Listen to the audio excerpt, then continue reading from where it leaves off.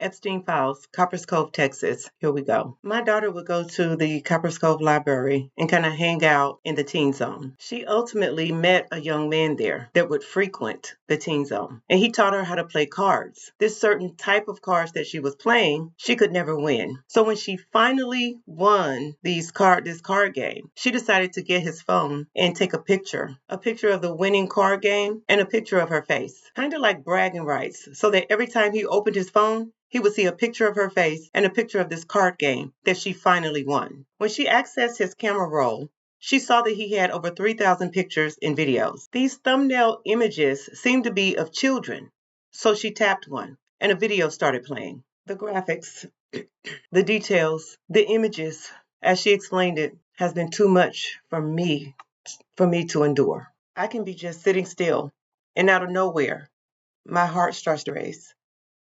Feels like my heart is beating out of my chest.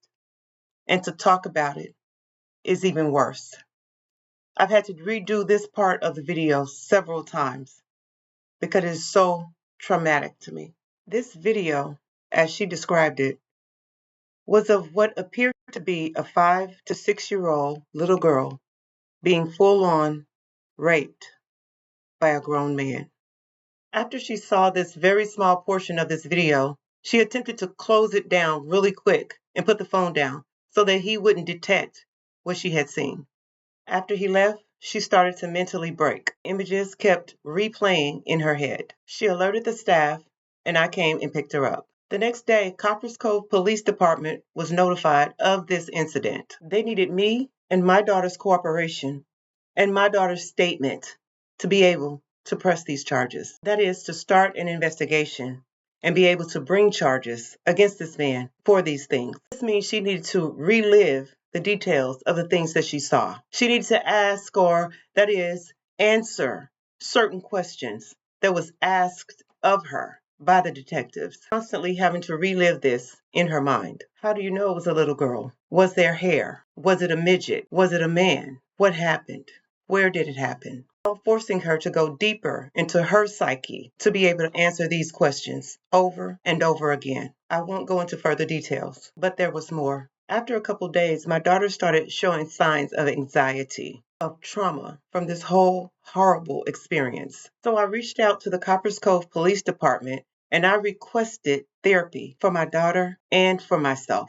After speaking with a couple of people and my phone calls not being returned, I was put in touch with a Sergeant Brian from the Copperas Cove Police Department, who told me that my daughter did not qualify as a victim. So I went to Copperas Cove Police Department to speak with him personally. And here's how that meeting went.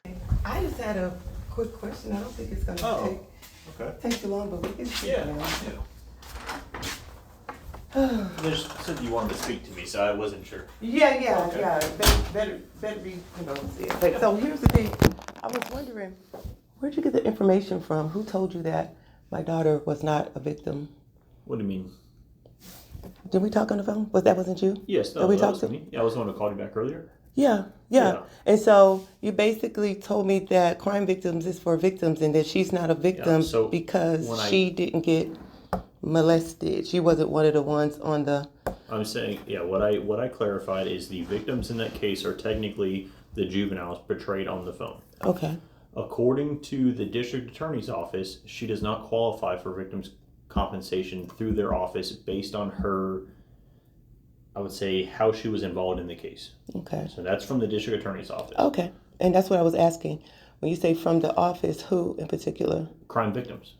Okay, but who can I speak to on... I don't know who it was, but I would, if you want to talk to them, I would just call the DA's office and ask to speak to crime victims. I don't have like a specific person that I spoke to. They have, I think, 2 different ladies that work in there. I'm not sure which one I talked to. So basically you spoke to the people who the person or whoever answered the phone? Correct. So just for follow-up, you don't get the name of the person that you speak to when you're requesting about something as serious as this? I just called crime victims because that's who handles that topic. Yeah, I'm just saying, because now It sounds like you're trying to belittle me and... Ooh, okay. Okay, I'm gonna go ahead and read. Okay. All right. And now, Sergeant Bryan, after speaking with me only a couple of minutes, as I tried to get information to a direct contact that he said he had spoken to save me the trouble and the trauma of going over the details of these things as to who I am, why I'm calling, what this is about, who do I need to talk to. Instead of going through these details over and over and over again, I was simply asking for a direct contact of the person that he talked to so that I can get an end to this. And this conversation ends with him accusing me of victimizing him. Now, let's go back to my daughter and her contribution to this arrest, to these charges being brought against this man. This man that was hanging out in the teen zone daily. She not only provided them with solid information that they could move on, she also provided them with his cell phone PIN number, which he was not giving up. As for my daughter, I'm paying for her therapy. As for me, oh well, I just have to deal with it.